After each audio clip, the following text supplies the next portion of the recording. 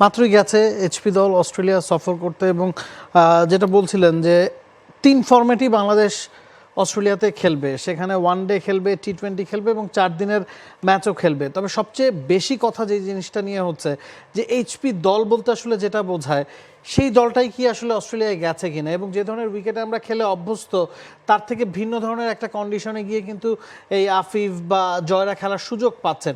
এই পুরো বিষয়টাকে আসলে কীভাবে দেখছেন উইকেটের কন্ডিশনের কথা বিবেচনা করে, এবং যাদেরকে নিয়ে যাওয়া হয়েছে ওয়ানডে, টেস্ট, টি-20 3টা ফরম্যাটে, টেস্ট তো না আসলে 4 দিনের লঙ্গার ফরম্যাটে, কতটুকু উপকৃত আসলে বাংলাদেশের ক্রিকেট হবে? এটাই আসলে এই মুহূর্তে আমার কাছে মনে হয় বাংলাদেশের ক্রিকেটে এই প্রশ্নটাই ঘুরপাক খাচ্ছে যে এইচপি দল তারা ডারউইনে যাচ্ছে, অর্থাৎ অস্ট্রেলিয়াতে যে সফর সেখানে 3টা ফরম্যাটে তারা খেলবে। এর আগে 2003 এবং 2008 এই দুটো বছরে বাংলাদেশ জাতীয় দল সফর করেছিল অস্ট্রেলিয়াতে, এবং সেই স্পটটা বা ভেন্যুটা কিন্তু ডারউইনই ছিল। চলছে প্রেডিকশন গেম নগদ অ্যাপে। প্রেডিকশন করে জিতুন জিক্সার বাইক, টিভি, স্মার্টফোন সহ আরো অনেক পুরস্কার।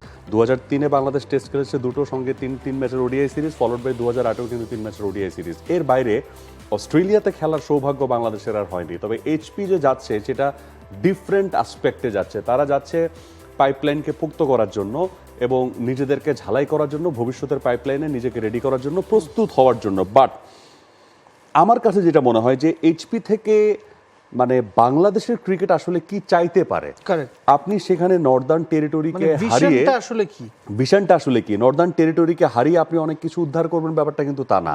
বা পাকিস্তান শাহিনস, ইট মিনস মানে পাকিস্তানের যেটা এই দল আমরা বলতে পারি, অথবা পাকিস্তানের এইচপি বলতে পারি, তাদেরকে হারিয়ে যে আমরা অনেক কিছু উদ্ধার করবো ব্যাপারটা কিন্তু তা না।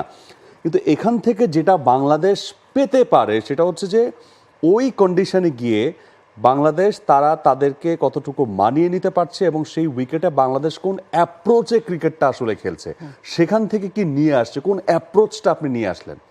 আমার কথা হচ্ছে যে এক একটা কন্ডিশনের জন্য অ্যাপ্রোচ কিন্তু এক এক রকম। আপনি মিরপুরে খেলেন অ্যাপ্রোচ একরকম, সিলেটে একরকম, লর্ডসে একরকম, অস্ট্রেলিয়াতে এক। বাংলাদেশকে আন্তর্জাতিক অঙ্গনে এক একটা দেশে বা এক একটা ভেন্যুতে খেলতে হয়, কিন্তু আমরা দেখি সব জায়গাতে একটা নিউট্রাল অ্যাপ্রোচ, মানে বাংলাদেশীয় অ্যাপ্রোচ, সেই অ্যাপ্রোচটাকে ভাঙতে হবে। যে ওই উইকেট সাপেক্ষে আমার কী ধরনের শটস খেলা উচিত, সেখানে বল কিভাবে আসছে, অ্যাকর্ডিং টু দ্য মেরিট আমি খেলতে পারছি কিনা। আমার কাছে মনে হয় এই অ্যাপ্রোচের একটা পরিবর্তন, একটা সাহস নিয়ে আসা। কারণ সেখানে বিগ ব্যাশের অনেকগুলো দল থাকছে টি-20 ফরম্যাটে, যাদের সাথে টি-20 খেলবে, সেখানে 9টা দল আসলে কম্পিট করবে, ডিফারেন্ট একটা এনভায়রনমেন্ট, মানে which is really good for HP. But what I think যে approach is the main thing that Bangladesh can আমরা অ্যাচিভ। সূচি যদি দেখি একেবারে শুরুতেই 4 দিনের ম্যাচ খেলবে পাকিস্তান শাহিনসের বিপক্ষে 2টা, এরপরে নর্দার্ন টেরিটরি এবং পাকিস্তান শাহিনসের বিপক্ষে একটা করে ওয়ানডে ম্যাচ খেলতে পারছে। এরপরে আপনি যেটা বলছিলেন যে 9টা বিগ ব্যাশের দল, সব মিলিয়ে বিগ ব্যাশে 9টা দলই খেলছে তা না, তবে 9টা দলের বিপক্ষে 6টা ম্যাচ খেলতে পারবে টি-20। কোন জায়গাটাতে বাংলাদেশ সবচেয়ে উপকৃত হবে? আফিফের কথা বলা হচ্ছিল যে আফিফ একটা সময় বাংলাদেশ জাতীয় দলের হয়ে একটানা 61টা টি-20 ম্যাচ খেলেছেন, তিনি এই দলটার অধিনায়ক।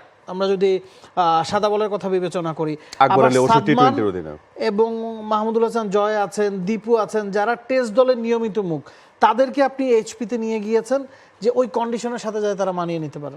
ইয়েস, অ্যাবসলিউটলি, সেখান থেকে মানিয়ে নেওয়ার একটা বিষয় আছে। এবং বাংলাদেশ দল যেটা চাইছে যে, বা বাংলাদেশ ক্রিকেট বোর্ড যেটা চাইছে যে এই এইচপি দলটাতে তারাই আসলে আছে যাদেরকে ভবিষ্যতের বাংলাদেশ জাতীয় দলে আসলে তারা দেখছে বা সম্ভাবনাময় হিসেবে লং টাইম কন্টিনিউ করছে, সম্ভাবনাময় হিসেবে দেখছে। অনেকেই আফিফের ব্যাপারে বলেছেন তার তো বাংলাদেশ টাইগার্সে থাকার কথা, তিনি কেন আসলে এইচপিতে, বা অনেকেরই হচ্ছে যে কারণ বাংলাদেশ টাইগার্স। আচ্ছা, এখানে আমার বেসিক জানার জন্য বা দর্শকদের জানানোর জন্য, বাংলাদেশ টাইগার্স বলেন, এইচপি বলেন, জাতীয় দল, সিরিয়ালটা যদি একটু আগে দর্শকদের বলেন। সিরিয়ালটা বাংলাদেশ টাইগার্স আগে, তারপরে HP.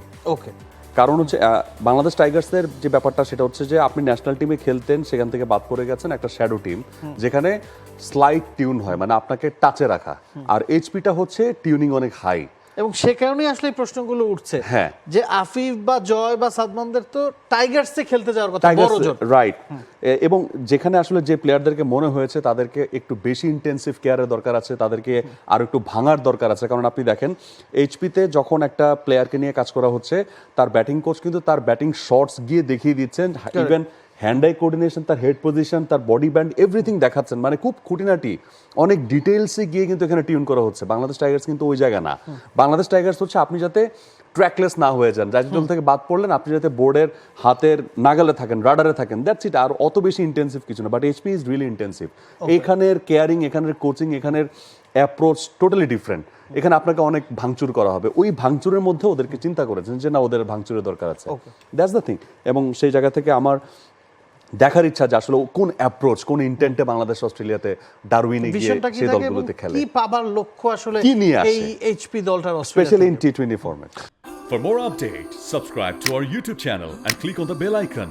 Follow us on Facebook and Instagram. Download T-Sports app to enjoy exciting games and highlights.